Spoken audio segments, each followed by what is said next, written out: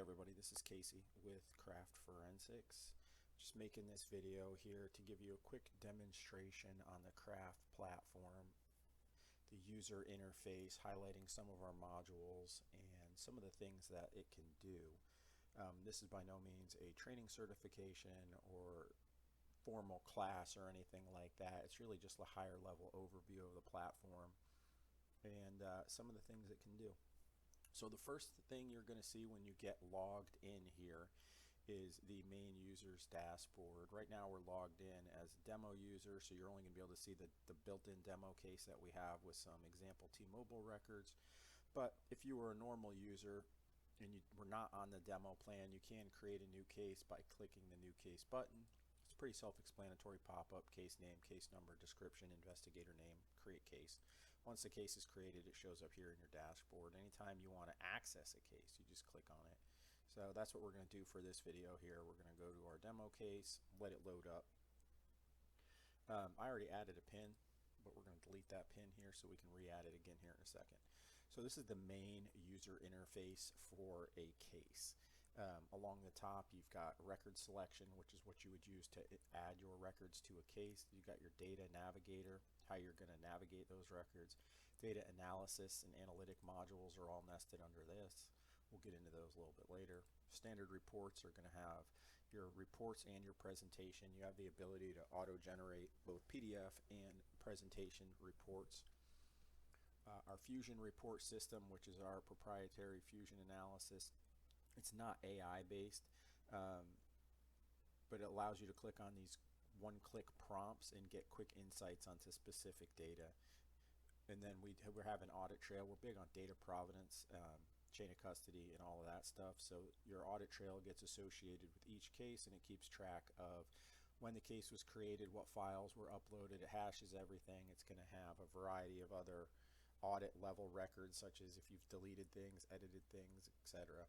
You can export that, attach it as an exhibit if you needed it to later. So the first thing that we're going to do is we're going to add records to your case. So we've got some example demonstration T-Mobile records that we're going to use for this case. So we'll go to those. They're just T-Mobile voice and SMS. Subscriber number gets input there. Select your time zone. We're down here in Florida, so we're going to use Eastern Standard. Go ahead and select our T-Mobile test records for voice and SMS and let those go ahead and upload. I apologize if I'm coughing a little bit here. I'm just getting over a really bad cold. So once your records finish uploading, it's going to bring you to the Data Navigator tab immediately. And it quickly will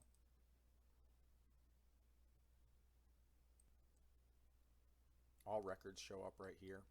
You do have the ability to add a second or third or fourth set of records to the case by just clicking the quick add device to case, and then it's going to prompt you and target to's phone number. You can change the color so they're not all the same color, and then it's going to allow you to upload secondary or third records to the case. In the Data Navigator, everything is nested. You have the ability to change that label too if you want. So if you want to call it Suspect 1's phone or Suspect 1 here, you can change it. Once you select the records you want, they're going to show up on the map, of course. We've got a quick map pop-up for most connected towers to allow you to visualize, where things are happening at most frequently based on color, red, yellow, and orange. If you don't like that, you can click the map visibility drop down and get rid of it. All records are nested, like I said, so it gets sorted, and you have the ability to drill down onto just the ones you want, selecting only the ones you want. So you can do it by week, you can do it by day. It's got an icon here to quickly show you if this is a phone or SMS. We'll get into details here in a second. So now you can see we've got some additional stuff going on the map where we've got these records selected, and it's already highlighting these in red and yellow, so it's showing you that these were associated with most connected towers, that the records we have selected are. We'll unselect everything for a minute. Actually, we'll leave one selected. You you have your main toolbar up top. Select and edit existing pins, add a pin, draw sectors. If you wanted to draw some graphics on there for whatever reason, measure distances, take a screenshot, add. We'll get into the add thing here in a second. Resize. We do have a resize option. If for some reason you wanted to adjust the default for the way a specific graphic looks, you can go to the resize and you'll see it resize and tells you how far it is up here, etc. I always just use the defaults myself, but it's there if you need it. So what we're going to do now is this is the main interface of how you're going to usually look at your records, review your records, etc. We'll keep them all selected here for a minute. And then what we're going to do is, now that we have them all selected, well, actually, let's show you how to add a pin. We're going to add a pin. Once you click add a pin, the pin dialog pop-up comes up. We're down here in Central Florida. We're going to use MCO, which is Orlando International Airport. We'll call this incident location.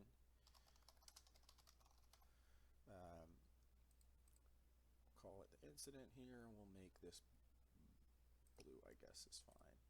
And then you're going to see it just showed up on our map. You can change this by clicking on it once it's been added, and while we're here, we're going to add this to report, add it to timeline, add it to presentation. You'll have to do that for your pins if you want them incorporated into your reports and presentations later.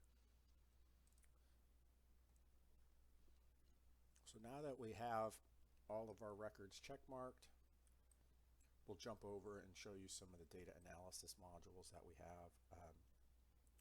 A lot of these are self-explanatory, but we'll go through them here real quick one by one. Timeline animation, that's what you're going to use to create timeline visuals.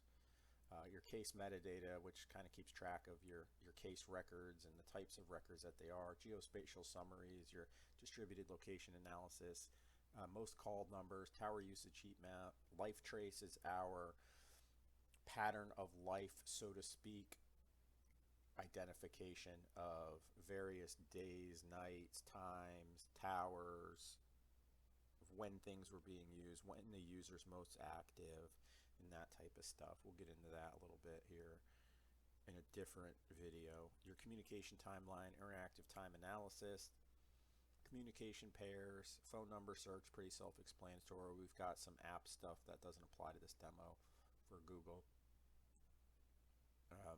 So if we're going to jump back over here to our data navigator, we've got all our records selected.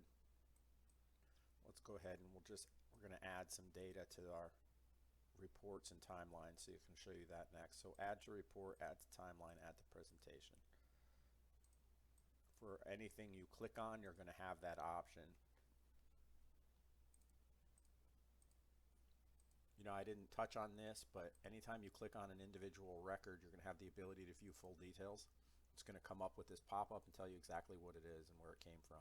So December 16th, a call was placed to. The call lasted 2 minutes and 25 seconds. It's going to list you the cell tower information of where it pulled it from, outgoing voice call initiated by target number. You can add it to the report right there, dates, times, communication flow. Technical details, it's going to have the azimuth and the geo coordinates. We're big, like I said, on data provenance and authentication, so it's got this pop-up here at the bottom of every record, source record, original carrier record details. You can click on that and it's going to tell you where it came from. Sheet 1, row 83. So sheet 1 would be the T-Mobile records that we uploaded. Row 83 specifically is where this record originated from. It's going to have all the raw data directly from that spreadsheet, your source of truth file, which is your T-Mobile records in this demo. So you can always go to that sheet, go to row 83, and independently validate and authenticate that what this is and how it's being displayed is in fact factually accurate.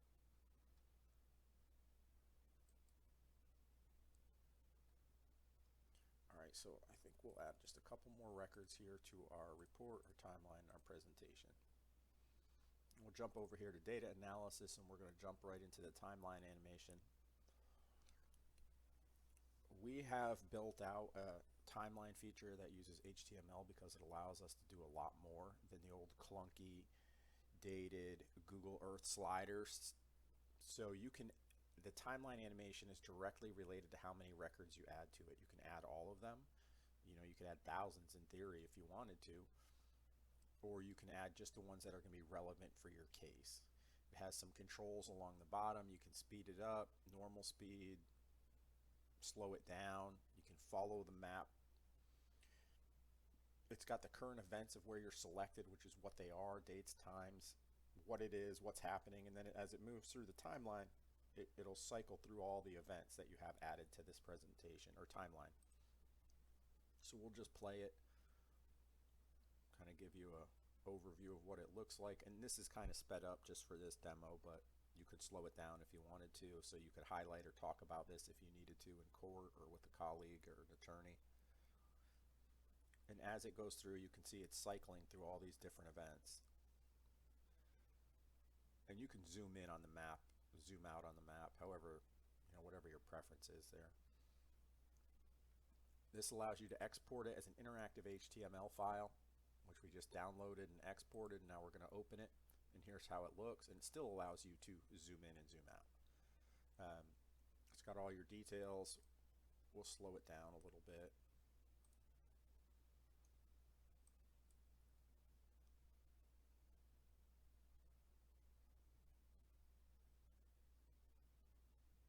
Okay, maybe I made it a little too slow.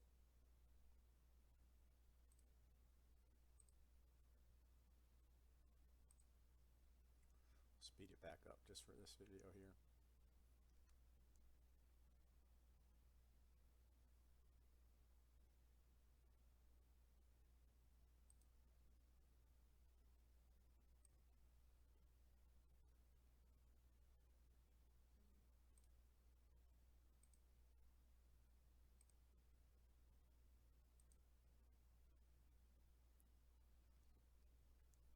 But you get the idea. I find this to be a lot more user-friendly and interactive than the old Google Earth slider. It does allow you to preview the whole thing as well inline. We're not going to go into each of the data analysis modules. You can play with those on your own. One thing I do like though is our communications pair. It's based on how many records you have selected, so I always recommend you have all. And it tells you quickly, 48 events associated with this phone number, 18 calls, 20 text messages. Click on it and it's going to give you the details. It allows you to export those as a PDF or PowerPoint, and it shows up like this. You can attach that as an exhibit if you're trying to demonstrate, how many times two individuals contacted each other or specific dates, times, etc. It does allow you to drill down. Phone number search allows you to just search for a quick phone number. Kind of all self-explanatory. We're going to skip reporting for right now. We're going to get into that in a second. Jump over to Fusion Reports, like I said, which is our proprietary one-click gather quick insights and allows you to add them to the report. So let's say you just wanted to know the first date, last date of contact.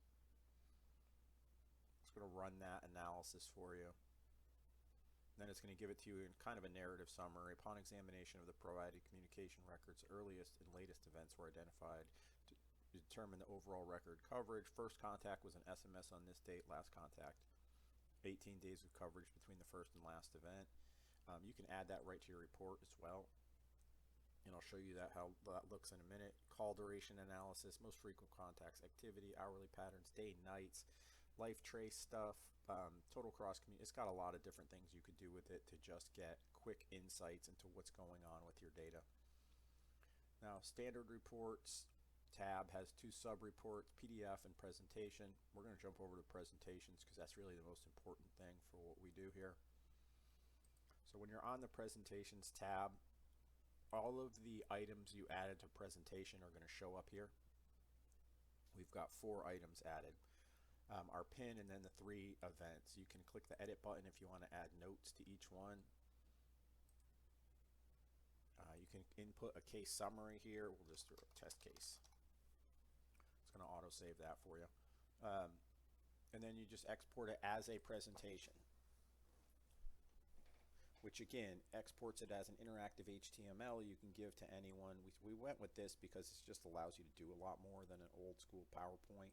So you don't have to take a bunch of screenshots, save them, add them to a PowerPoint, put your PowerPoint together. It's going to do all that for you automatically. So it's got the first slide, of course, is your case information. On the bottom, it's got some tools, next, full screen, or if you wanted to print it. The first few slides are going to be about call detail record analysis, cell towers, how they work, and a little bit of fundamental background information. And this is what you would give to your attorneys, maybe some colleagues, your detectives after you've worked the case, etc. All your exhibits get attached, which are your actual presentation items. Here's our first one, which is our incident location. And it tells you right here what it is: pin, incident location, the coordinates, dates, times you captured it. And then keep going. This is an outgoing call, date, time. It's got it all over here as well on the side. Any notes you had added manually to that item are going to show up here in addition to the default notes. Your evidence metadata.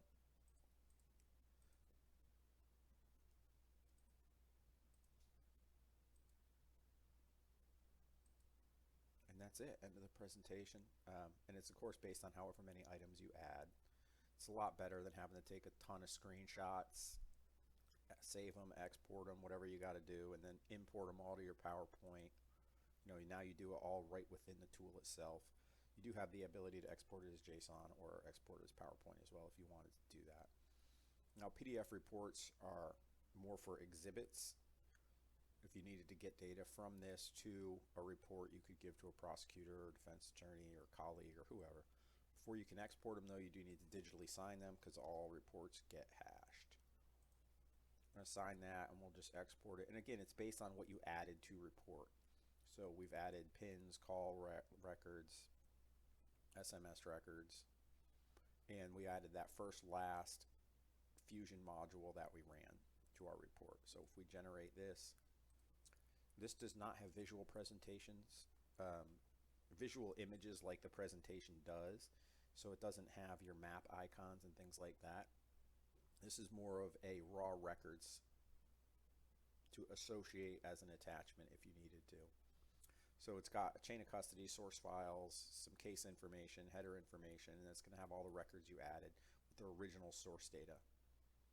And this comes from the records that you uploaded as the source of truth. And then it's got the last contact we did, and it shows up in the report just like it did in the preview, where it tells you the first contact, last contact, dates, time, the record coverage period. Map pin is on here. It's got the lat long, the address, etc. And the call records we added. And then a digital signature, which also gets hashed. You can export reports as HTML or docx files if you wanted to. So that's really it. It's the main overview. You can get into the demo. You can play with things, mess around with things, do as much as you want. You have access to the demo case. The full demo case is going to have data sessions from T-Mobile test records as well as timing advance records. So you can get in there and mess around with whatever you want to mess around with. You can add additional devices or targets to it. The demo case will not allow you to add additional cases and real case data. It's just to get you familiar with the user interface and what it can do, can't do, and how to use it and play with it. So that is it. Case sharing we'll get into here in another video, but we do have the unique ability, which I don't think any of our competitors are doing, is you can share a whole case with someone like an attorney or a colleague or one of your detectives, and everything that you're seeing essentially or has been added to your case or report they're going to see. It's a pretty cool feature. The other feature we have here, and you access those up through that gear icon. So export as a case archive and share case. If you export it as a case archive, it exports all of your data that you can import again later. So let's say that you're done, or maybe you're at your storage capacity, so the case is just pending trial, and who knows when that's going to happen. So you export the case.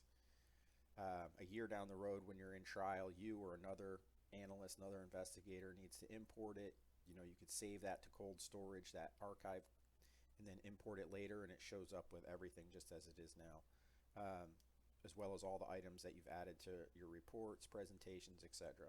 Share case, we'll touch that base on that another video, but it's a pretty cool feature.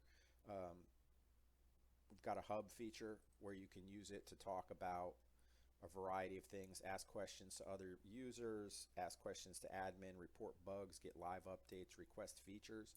We're big into that, so if there's features or things you want to see supported that aren't, just use that to go ahead and ask us, and we'll do our best to get that set up for you.